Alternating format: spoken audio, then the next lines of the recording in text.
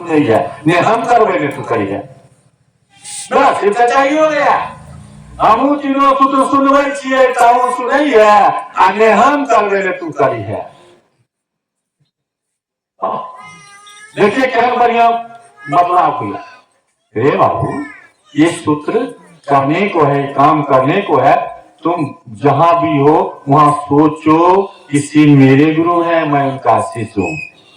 सोच सकते हैं ना आजो से कम से कम सोचना शुरू करिए दूसरी बात अगर गुरु मान ही लिए हैं अगर उनको हम बड़ा भाई मान ही लिए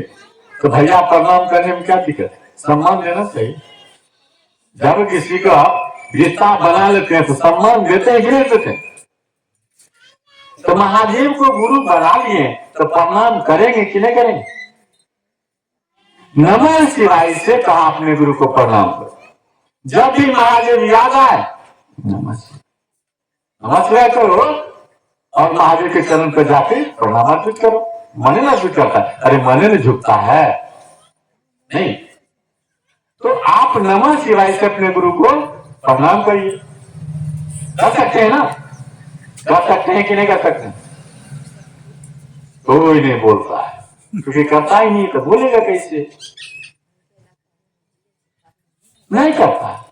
सच बताते हैं ये वो चीज जान लीजिए जो दया मांगने काम और प्रणाम करने काम करने लगेगा उसके जीवन में अपने महादेव ना एक्टिवेशन शुरू कर देते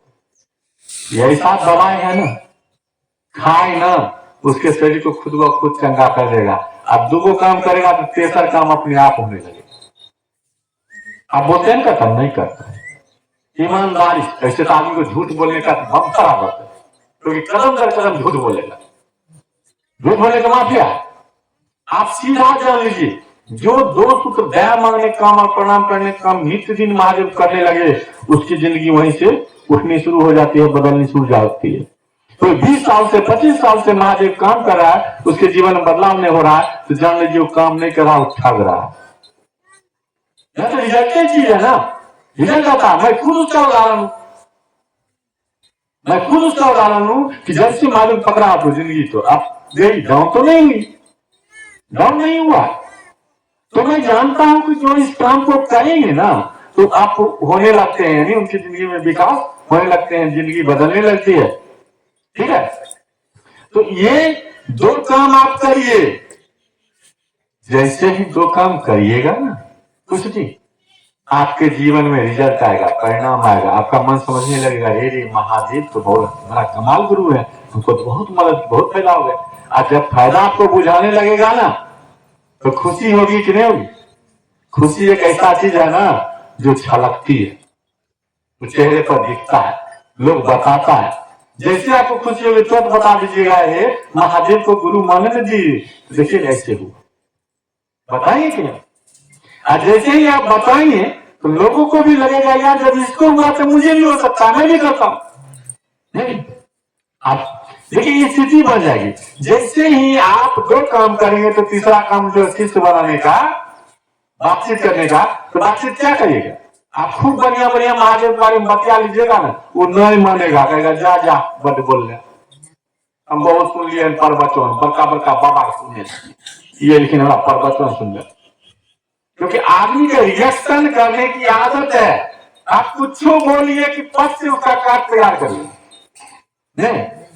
नहीं मानेगा इसलिए ज्ञान तो हटाइए दीजिए वहां क्या काम करता है आपका फायदा वो कहिएगा ना हमको इसे हुआ ऐसे हो गया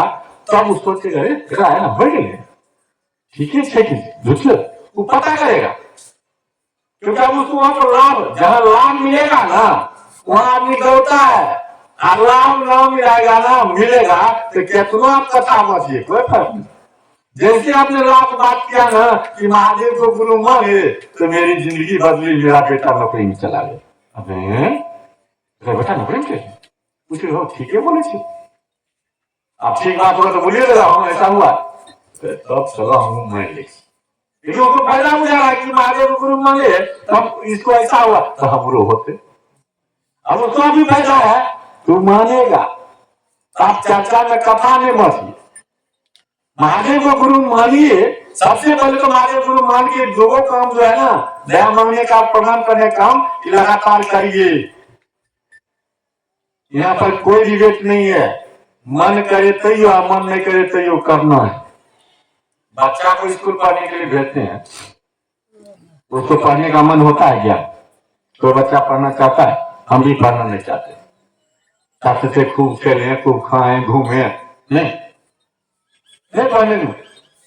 मम्मी कहती थी पढ़ने के नाम पर पेट दुखाई छो, आए नहीं पढ़ो, माथा दुखाई छो, आए नहीं पढ़ो। यानी पढ़ने का मन नहीं था, बच्चे को पढ़ने का मन नहीं होता। लेकिन गार्जियन क्या करते हैं? जबरदस्ती उसको पढ़ाते हैं, पढ़ नहीं भगवान मारो, नहीं कहते हैं या गुलाब से जैसे भी होता, पढ़ चॉकलेट दो। यानी आप उसको करवाते हैं, उसका मन नहीं है, तैयार जबरदस्ती करवाते हैं। आप जानते हैं कि नहीं करेगा तो ये आदमी अच्छा नहीं बनेगा। इसको अच्छा आदमी बनने के लिए इस काम को करवाना है। ठीक उसी तरह से आपका मन नहीं करेगा दया मांगने के लिए, नहीं फुर्सत मिलेगा। दीदी दया मांगो, दूर भूल गई बस कुछ बहाना हो तो तैयार रहता है। बहाना मानने का एक्सपर्ट हुआ आदमी, हर चीज के लिए निकाल लेता है, पूरा मिनट में निकालेगा बहाना। नहीं कहे बाबू, बहाना से जिंदगी नहीं चलती है, आपको इस काम को करना होगा। जैसे आप शिष्य बने ना कि काम करना होगा, भारी काम नहीं है, आप कर सकते हैं। भारी नहीं है, इसमें कुछ लगता नहीं है, इसमें कुछ छोड़ने पकड़ने की जरूरत नहीं है।